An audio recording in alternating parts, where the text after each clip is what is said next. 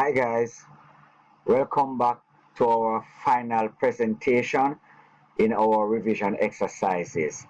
I trust that all the previous videos have been very helpful to you, and as we bring this series of revision exercises to a close, I am encouraging you to go over them as many times as you possibly can so that you can be au fait, that is, you can be knowledgeable about the information that's there.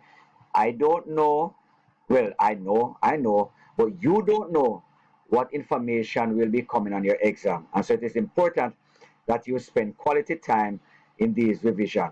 Please note also that the video presentations alone cannot help you to pass exam. You also need to read over your materials that were given to you.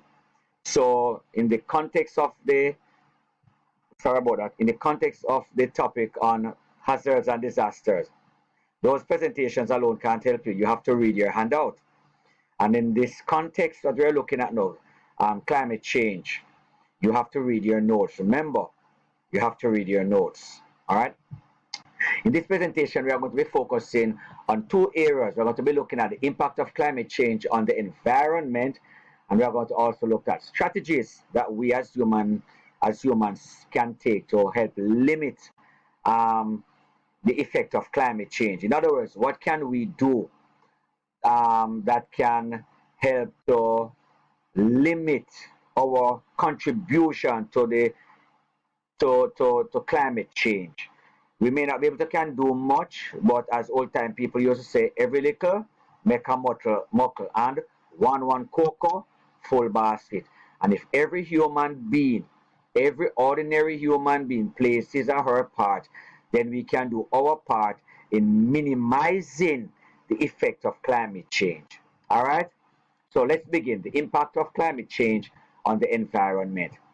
Now, humans and wild animals face new challenges. You would have been familiar with that for their survival, and this is as a result of climate change. Um, the habitats, let's take habitats, fishes, for example, in the marine life. The sea is warming up, so areas where you needed cold blooded marine life to operate, they are now dying off or they are migrating because the ocean is getting warmer. Areas that were conducive for reproduction, and that's one of the complaints that fishermen have been talking about, that they are getting less yield in their catch because fish and other marine life, they are migrating because the habitat that they once occupied that they would use for spawning, that is for reproducing, the condition is such that it no longer facilitates that happen. Activity, man-made activity, because when we use a fertilizer to fertilize our crops and the rain falls and washes the fertilizer and it goes down into the river carries the chemicals from the fertilizer into the sea, and the sea goes, and many of our rivers are connected to the mangroves, and for Jamaica our fishes spawn in the mangroves, and so the chemicals and the fertilizer destroy the mangroves, they kill the fish, and so our fishermen are losing out. All right, so the change in the climate affects everybody: the fishermen, the farmers, the taxi drivers, the teacher, the student. It affects everybody, and that is why it is important for all of us to pay keen attention to it. So, more frequent and intense droughts, storms, heat waves. I was at a class this past week, and a child was saying to me that, "Sir, I can't stay in it because the class is very hot." I remember years ago when I came to Via Technical High School, we never used to have that problem. And I had to agree with the child.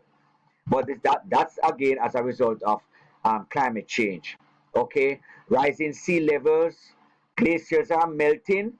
So when the glaciers are melting, the sea levels rise.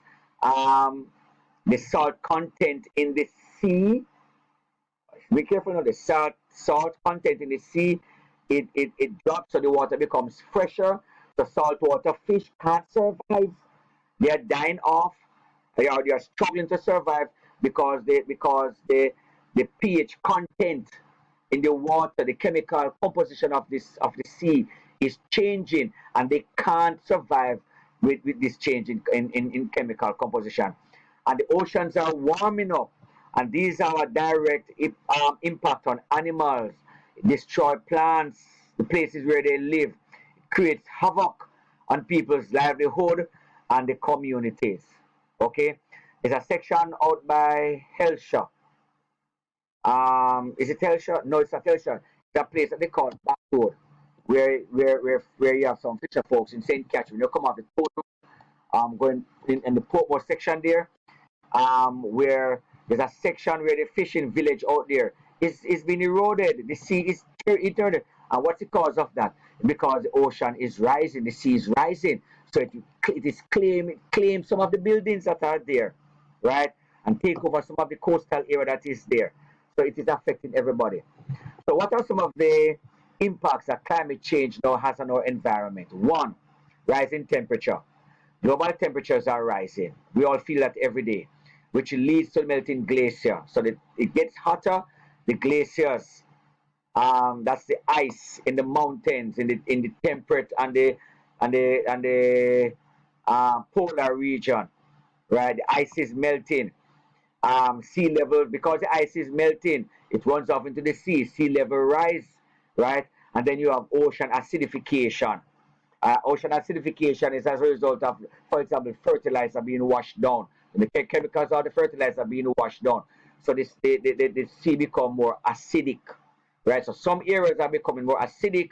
Areas that are generally farmed are in areas, ocean area that are, let's go again, areas closer to the ocean, or territories that are small that do focus a lot on agriculture, right? So the air, the seas and the oceans around that becomes acidified, right? And then there are areas of the ocean where the water becomes desalinated, right? So both ways it is affecting marine life. All right. Um, these rising temperature can also alter the timing of seasons, disrupt ecosystems, and create more frequent and severe heat waves. Number two, extreme weather patterns. Climate change has been seen to cause devastating weather patterns such as hurricanes. But the type of hurricanes that we're having now, it's worse than what when I was a kid. All right? The type of floods that we are having now, the type of droughts we're having now, wildfires. Well, we don't have so much wildfires there, but when you're looking at other countries, Australia, Canada, United States, these are things that people my age group never experienced in their lifetime. I mean, when they were young, I should say.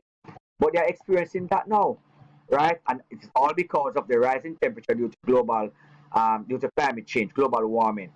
Um, Changes in precipitation. Climate change is causing changes in precipitation. Remember, precipitation is the name for weather elements.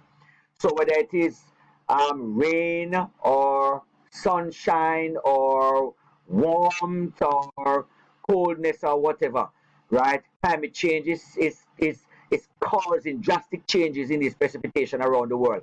Some areas experience heavy rainfall and flooding, while other areas are experiencing drought and water scarcity. Then you have damage to the marine ecosystem. Climate change is changing the ocean's temperature. Let me repeat that. Climate change is changing the ocean's temperature and the ocean's chemistry. I was speaking about that earlier. It is creating dead zones. What are dead zones?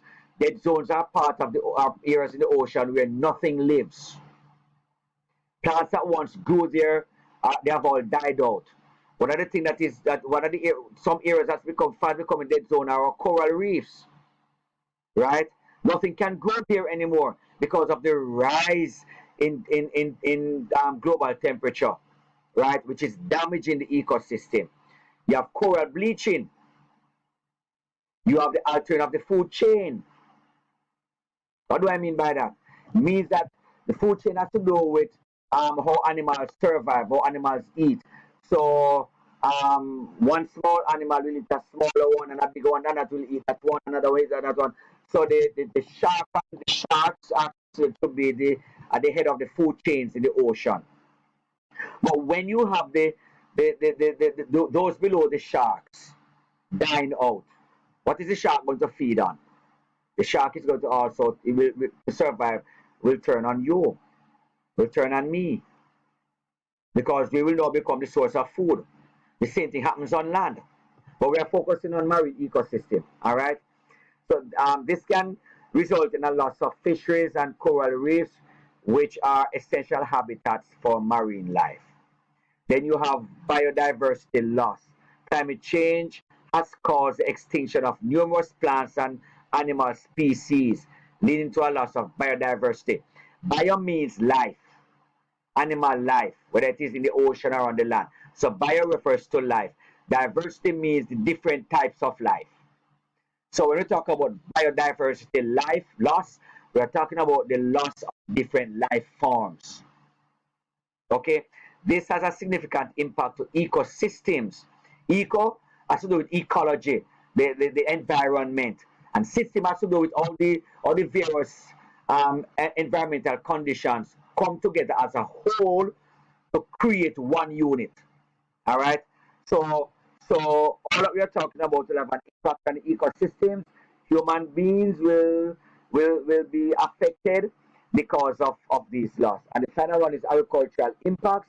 Climate change causes erratic weather patterns that affect crop and livestock production. And if it affects crops and livestock production, then you and I are going to be affected. All right. Droughts, floods, and extreme heat threaten food security and disrupt the supply chain, affecting food prices.